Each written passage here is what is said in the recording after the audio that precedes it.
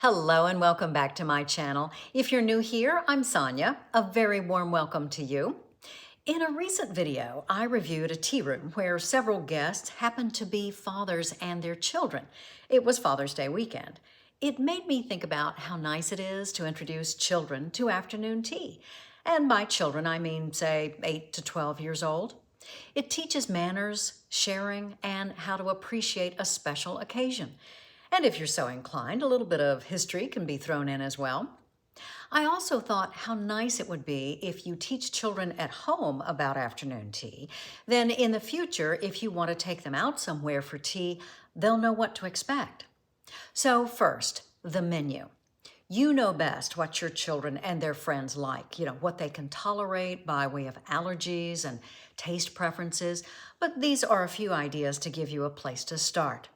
The lovely thing about afternoon tea is that it's already finger food, and it's meant to be small, perfect for little hands. When it comes to the savory portion of the tea, I like the idea of a simple, tasty finger sandwich, like turkey and cheese. If you prefer ham or some other deli meat, by all means do that. But in this case, I like the combination of turkey and provolone cheese. Now, using simple white bread, I'm going to first take off the crust, which is customary and preferred for afternoon tea sandwiches.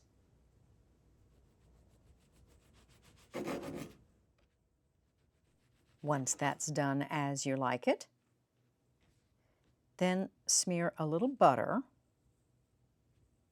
on one side.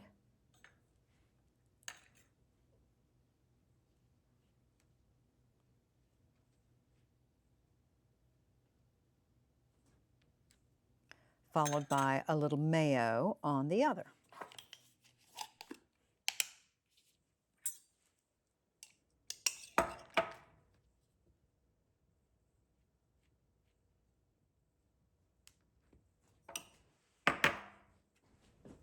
Then a layer of cheese.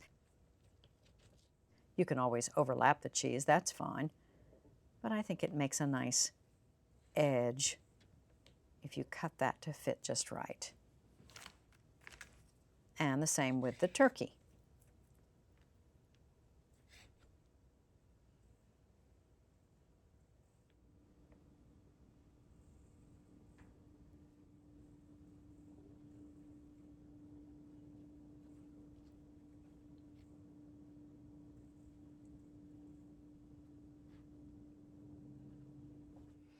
Once your sandwich is as you like it, I like to cut it in 4 squares. You could do finger sandwiches, whatever you're comfortable with, but I just think the little squares are cute and they're easy to manage.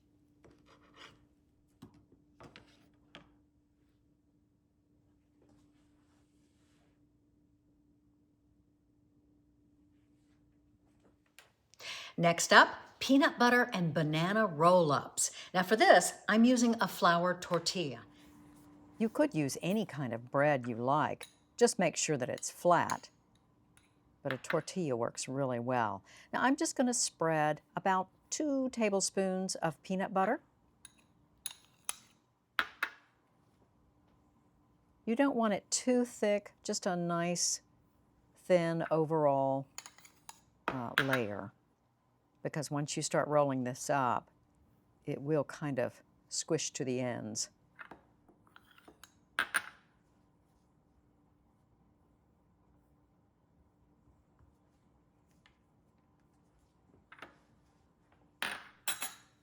Next is a banana that I have sliced up and then sort of roughly mashed. I want it to be a little bit chunky, but I'm just going to spread this right down the center of the tortilla.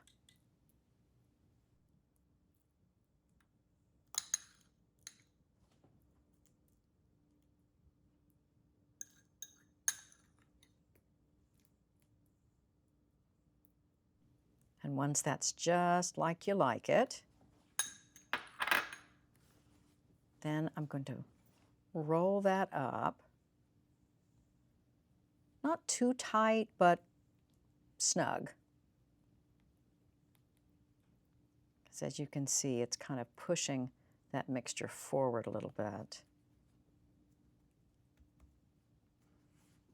And then before I slice it, I'm going to put it in the refrigerator for just a few minutes to sort of set up. And once that's done, then you can slice it. Maybe with a little sharper knife than this.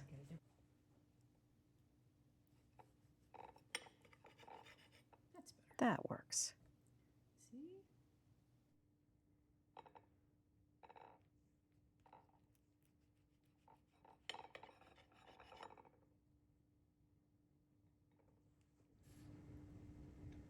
There we go, and I can tell you, these are very tasty. For another sandwich idea, this isn't so much savory, but I feel it's an important addition to any children's tea: jam pennies. Now, this is the treat the late Queen Elizabeth continued to have on her own afternoon tea, even as an adult, because it was something she remembered enjoying with her sister, Princess Margaret, when they were children. These sandwiches are called jam pennies because that's basically all they're made of is jam and bread, and they're cut the size of an old English penny.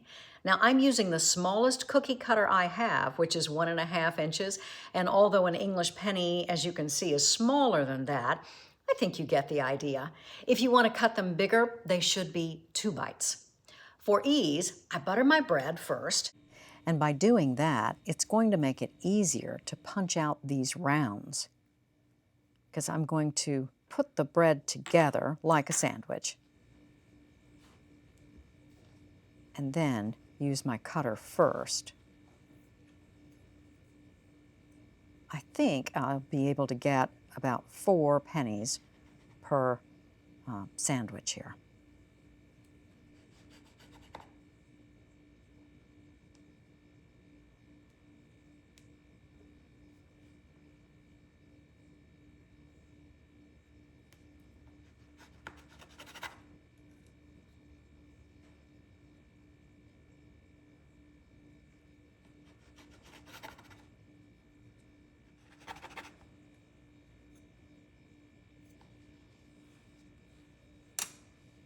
And once that's done, it's just a matter of separating them and filling them with the strawberry jam.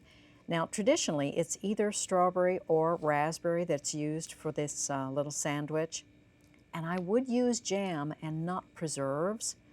Preserves are thicker and they have pieces of fruit that could make it difficult to spread smoothly. They won't look as pretty.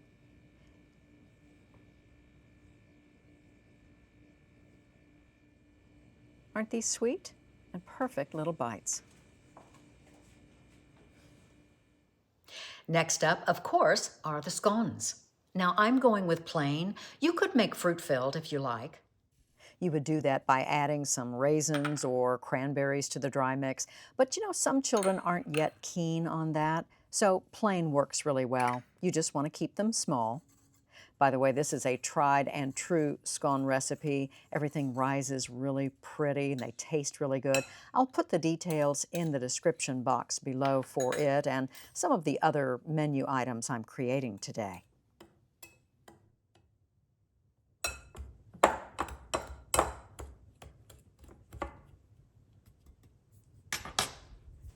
As always with a scone mix, you just want the dry mixture to look like breadcrumbs, fine breadcrumbs.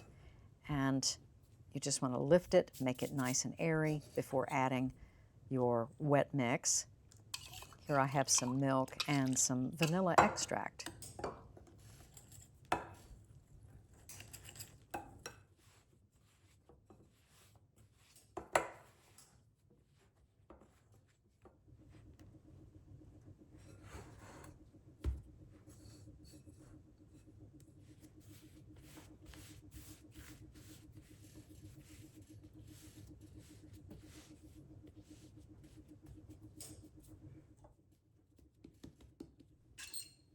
Now I like to make mine about 1 inch tall, and that just kind of gives it that perfect look when they're baked. By the way, in serving these to children, I might forgo the clotted cream, but you know, use your own judgment. Simple butter and jam is always a nice pairing for scones, though.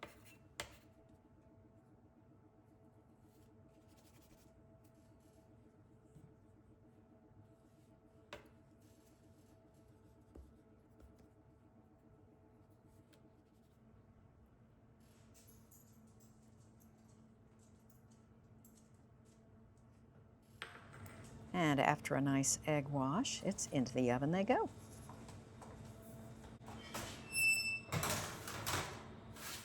Now for the dessert plate, I always like a bit of chocolate on an afternoon tea tray, and these are a perfect bite-sized treat.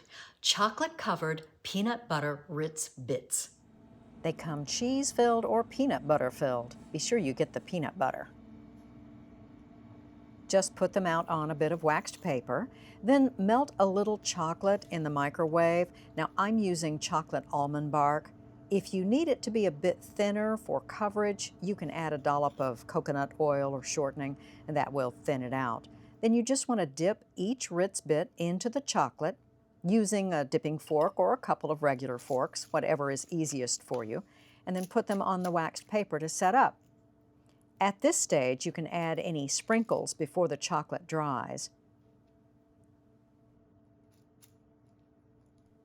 You can also pop these in the refrigerator to set up faster if you need to, but honestly, this sets up really quickly.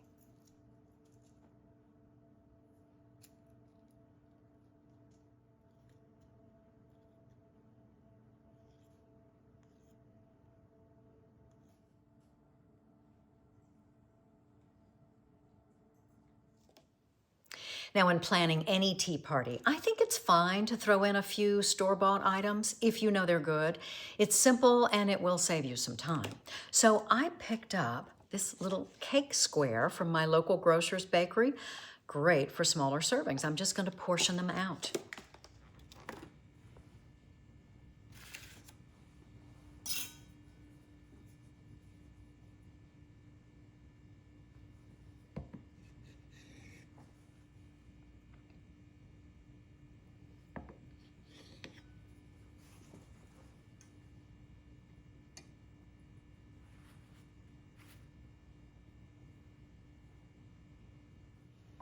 Simply the perfect size and very tasty.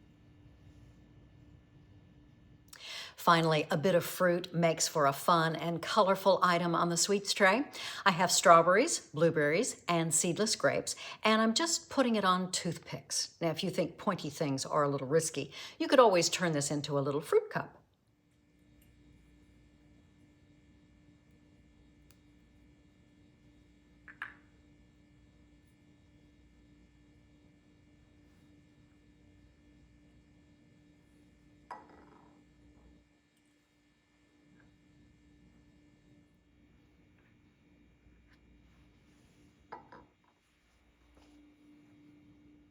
Now, when it comes to drinking hot tea, children probably aren't too much into it. If they are, that's great, but you might instead consider apple juice, pink lemonade, fruit-flavored herbal tea, or even hot chocolate. I would put whatever you serve in a teapot. You could do the pouring, but it completes the look. Whatever you end up serving, I would encourage you to use real china over plastic or paper cups. I wouldn't suggest using your best china, but you could find something inexpensive at a thrift store, perhaps. I think teaching children to handle and use real china is important. This will emphasize that this is a special occasion. Same with the napkins. It doesn't hurt to start them early with real cloth napkins. And here we are with all our lovely items for our children's afternoon tea. We have the turkey and cheese sandwiches we made, the jam pennies, the little banana peanut butter pinwheels. The scones turned out great. And then we have our peanut butter Ritz Bits dipped in chocolate, the little store-bought cakes that we cut into smaller portions, and of course our fruit on toothpicks, and hot chocolate to drink. All in all, make it easy on yourself and the children. Not too many rules, but reinforcing a few good manners will go a long way to help them understand this wonderful treat and feel special doing it. And there you have it, just a few ideas for hosting a children's afternoon tea. I hope you enjoyed this video. If you did, like, hype, and subscribe. I post a new afternoon tea related video every other Sunday. Until next time, bye-bye.